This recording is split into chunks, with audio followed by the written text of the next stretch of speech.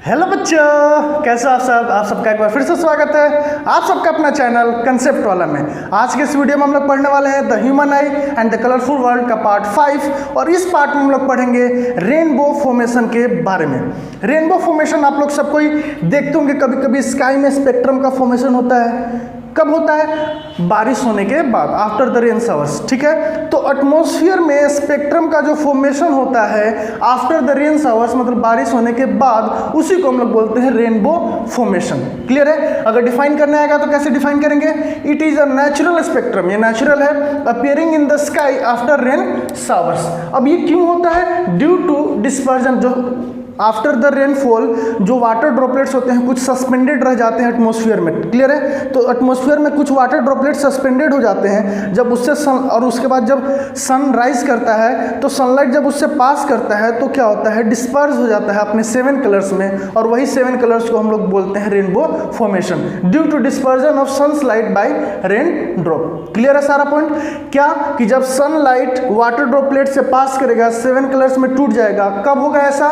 जब बारिश होगा तभी वाटर ड्रॉपलेट सस्पेंडेड होंगे एटमॉस्फेयर में। उसके बाद जब सनलाइट आएगा तो ऐसा फिनोमिना हमें देखने को मिलता है जिसको हम लोग बोलते हैं रेनबो फॉर्मेशन। क्लियर है? तो इस फॉर्मेशन के दौरान 3 फिनोमिना हो रखे होते हैं। कितने फिनोमिना? 3। पहला फिनोमिना होता है डिस्पर्जन। पहला फिनोमिना क्या होता है? डिस्पर्जन। दूसरा फिनोमिना क्या होता है? तो दूसरा फिनोमिना बोलते हैं हम लोग TIR, टोटल इंटरनल रिफ्लेक्शन। और तीसरा फिनोमिना हो रहा होता है जिसको बोलते हैं हम लोग रिफ्रैक्शन। क्लियर है? तो हम लोग डिस्पर्जन के बारे में पढ़ चुके हैं लास्ट वीडियो में, जिसका लिंक आपको डिस्क्रिप्शन बॉक्स में मिल जाएगा और आई बटन में मिल जाएगा। रिफ्रैक्शन तो ऑलरेडी पढ़ चुके हैं लाइट में, लेकिन ये TIR जो टोटल इंटरनल रिफ्लेक्शन है, टोटल इंटरनल रिफ्लेक्शन, ये पहली बार सुनने मिल रहा है। तो क्या होता है, पहले ये चीज हम लोग जान लेते हैं। तो एक चीज होता है, एक टर्म होता है क्रिटिकल एंगल। क्या? Critical angle. अब क्रिटिकल एंगल क्या होता है कि अगर कभी लाइट हमारा डेंसर से रेयरर मीडियम में आ रहा है। कहाँ से आ रहा है? डेंसर से रेयरर मीडियम में, और किसी एक एंगल ऑफ इंसिडेंस के लिए, ये हमारा नॉर्मल हो जाएगा तो ये क्या होगा? Angle of incidence. तो किसी एक एंगल ऑफ इंसिडेंस के लिए एंगल ऑफ रिफ्रैक्शन जो होता है वो 90 डिग्री हो जाता है। तो इस एंगल ऑफ इंसिडेंस को हम लोग एंगल ऑफ इंसिडेंस नहीं, किस नाम से जानते हैं? क्रिटिकल एंगल के नाम से। क्लियर है? क्रिटिकल एंगल का टर्म समझ में आया? जब लाइट कहाँ से कहाँ ट्रैवल करेगा? डेंसर से रेयरर। तो जो लाइट ऐसे एंगल ऑफ इंसिडेंस के लिए जहाँ पे एंगल ऑफ रिफ्रैक्शन कितना हो जाए? 90 degree. The angle of incidence for which angle of refraction is 90 degree. ये होगा कब? जब लाइट डेंसर से रेयरर में जा रहा होगा। क्लियर है? चलिए अब हम लोग को पढ़ना है TIR। अब TIR क्या होता है? अगर डेंसर से रेयरर में लाइट जा रहा है और क्रिटिकल एंगल से ज़्यादा एंगल बन गया तो अब क्या होगा? ये लाइट 90 डिग्री से ज़्यादा एंगल पे जाएगा, यानी कि वापस से वो लाइट उसी मीडियम में चला जाएगा। इस फिनोमिना को हम लोग बोलते हैं टोटल इंटरनल रिफ्लेक्शन।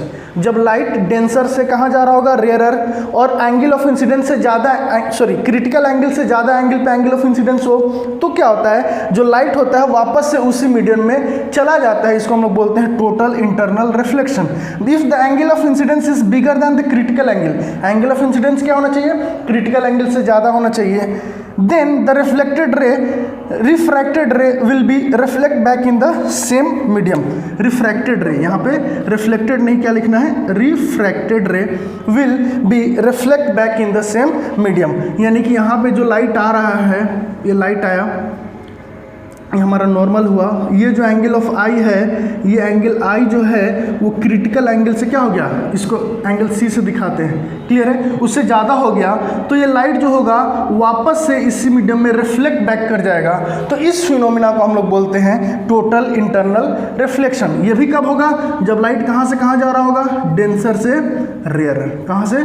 डेंसर से रेयरर। ये कंडीशन है। कंडीशन क्या है कि light must travel from denser to rarer medium. Denser से रेयर जाएगा तभी तो अवे फ्रॉम नॉर्मल जाएगा। अगर रेयर से डेंसर जाता है तो टुवार्ड्स नॉर्मल, तो ऐसा पॉसिबल केस हो ही नहीं सकता। तो ये केस कब होगा? जब डेंसर से रेयर जाएगा। और क्या होना चाहिए कि एंगल ऑफ इंसिडेंस जो होना चाहिए, अच्छे से लिख लेंगे, एंगल ऑफ इंसिडेंस जो होना चाहिए हमारा, एंगल आई जो होना चाहिए वो ग्रेटर देन होना चाहिए किससे? एंगल सी से।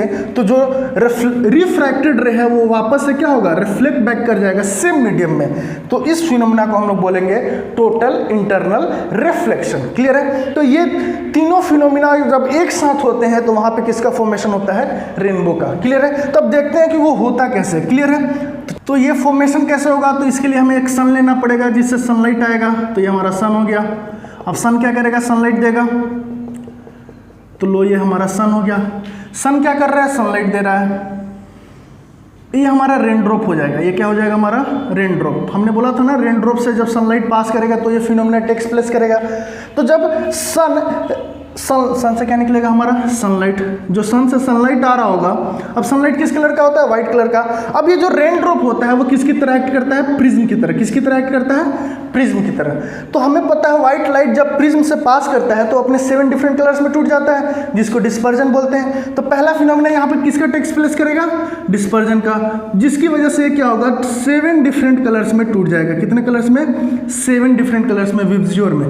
क्लियर है? अब जब इस सरफेस पे स्ट्राइक करेगा, अंदर में सरफेस क्या है? वाटर, बाहर में एयर, डेंसर से कहाँ जाएगा? रेयरर। तो यहाँ पे क्या होगा? टोटल इंटरनल रिफ्लेक्शन क्या हो जाएगा? TIR, जिसकी वजह से रे जो होंगे वो वापस से इसी में क्या हो जाएंगे? रिफ्लेक्ट कर जाएंगे। वापस से क्या हो जाएंगे? रिफ्लेक्ट कर जाएंगे इसी मीडियम में। और यहाँ पे आके क्या हो जाएगा? रिफ्रैक्शन। यहाँ पे क्या हो जाएगा? रिफ्रैक्शन। अब देखो फिर से मीडियम चेंज हो रहा है तो यहाँ पे क्या होगा? रिफ्रैक्शन। तो यहाँ पे पहला फिनोमेना क्या हुआ? डिस्पर्जन। दूसरा फिनोमेना यहाँ पे क्या हो रहा है? TIR। और तीसरा फिनोमेना यहाँ पे क्या हुआ? रिफ्रैक्शन। तो जब 3 फिनोमेना ये तीनों एक साथ प्लेस करते हैं तो हमारा रेनबो का फॉर्मेशन होता है। और ये जो हमारा चीज़ बन रहा है ये हमारा क्या है?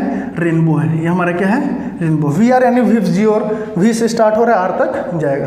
क्लियर है? तो रेनबो फॉर्मेशन कैसे हुआ? सन से सनलाइट आया, जब वो वाटर ड्रॉपलेट से पास करेगा या रेन ड्रॉप से, रेन ड्रॉप किसकी तरह एक्ट करेगा? प्रिज्म की तरह। तो सनलाइट कैसा होता है? व्हाइट कलर का। कैसा होता है? व्हाइट कलर का।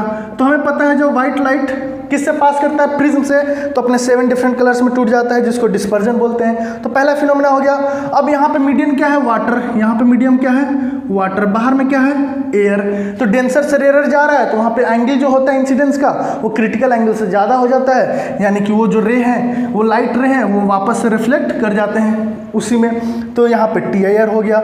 जब यहाँ पे आते हैं तो फिर से वाटर से एयर आना है तो यहाँ पे रिफ्रैक्ट कर जाते हैं, तो यहाँ पे रिफ्रैक्शन होता है। और यहाँ पे जो फॉर्मेशन होता है उसी को हम लोग बोलते हैं रेनबो फॉर्मेशन। ये जो फॉर्मेशन हो रहा है हमारा, इसी को क्या बोलेंगे? Rainbow formation. क्लियर है? आया समझ में रेनबो फॉर्मेशन? कितने फिनोमेना थे इनमें? 3, डिस्पर्जन, TIR और रिफ्रैक्शन। TIR के लिए हमें किसको समझना था? Critical angle. क्रिटिकल एंगल को समझना था। क्या होता था क्रिटिकल एंगल? जब लाइट डेंसर से रेयर मीडियम में जाता था और ऐसे एंगल ऑफ इंसिडेंस के लिए जहां पे एंगल ऑफ रिफ्रैक्शन 90 डिग्री हो जाता था, वैसे एंगल को हम लोग बोलते थे क्रिटिकल एंगल। और TIR क्या होता था? जब एंगल ऑफ इंसिडेंस इस क्रिटिकल एंगल से ज्यादा हो जाता था, जब लाइट फिर से वापस कहां से कहां जा रहा होगा? डेंसर से रेयर, तो जो लाइट होता है वापस से उसी मीडियम में आ जाता है, उसको हम लोग बोलते हैं टोटल इंटरनल रिफ्लेक्शन। अभी जस्ट देखे थे हम लोग क्या कि अगर एंगल ऑफ इंसिडेंस हमारा, एंगल ऑफ इंसिडेंस हमारा क्रिटिकल एंगल से ज़्यादा होगा तो जो रिफ्रैक्टेड रे है वापस से उसी मीडियम में चला जाता था। तो इस फिनोमेना को TIR। तो यहाँ पे वही हो रहा है, डेंसर से रेयर जा रहा है और angle of incidence critical angle से ज़्यादा हो जा रहा है, इस वजह से वो रे वापस से उसी मीडियम में क्या हो जा रहा है? रिफ्लेक्ट बैक कर जा रहा है, इसलिए इसको हम लोग TIR बोल रहे हैं। और रिफ्रैक्शन तो पढ़ ही चुके हैं, जब एक मीडियम से दूसरे मीडियम में लाइट ट्रैवल करता है तो अपने पाथ से डेविएट करता है, उसको बोलते हैं रिफ्रैक्शन। क्लियर है? आया समझ में आप लोग को? होप आप लोग को वीडियो पसंद आया होगा। अगर वीडियो पसंद आया होगा तो वीडियो को लाइक कीजिएगा, चैनल को सब्सक्राइब कीजिएगा, बेल आइकन को प्रेस कीजिएगा ताकि मेरा आगे आने वाले हर वीडियो का नोटिफिकेशन आपको मिलता रहे। Thank you.